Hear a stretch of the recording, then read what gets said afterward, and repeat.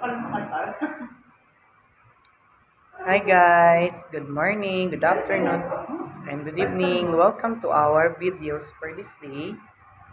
I'm going to share the Word of God from the book of Lamentation, chapter 3, verse 22 and 23. And this is the message of the Lord. Pag-ibig mo, O Yahweh, ay hindi magmamaliw. Kahabagan mo'y walang kapantay. Ito ay laging sariwa bawat umaga. Katapatan mo'y napakadakila. In English, because the Lord's great love, we are all consumed, for His compassion never fail. They are new every morning, great is your faithfulness. Amen. This is the message of the Lord na ang pag-ibig niya ay hindi nagmamaliw araw-araw at ang kanyang habag ay walang kapantay. Ito'y laging sariwa sa bawat umaga at katapatan niya ay napakadakila. Ganyan ang ating Panginoon. Ang sarap maglingkod sa Lord, no?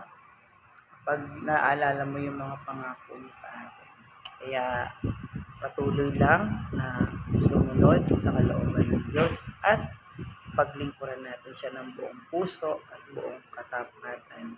At ipakita natin yung pag-ibig natin sa Kanya, gaya ng pag-ibig niya sa atin. Amen.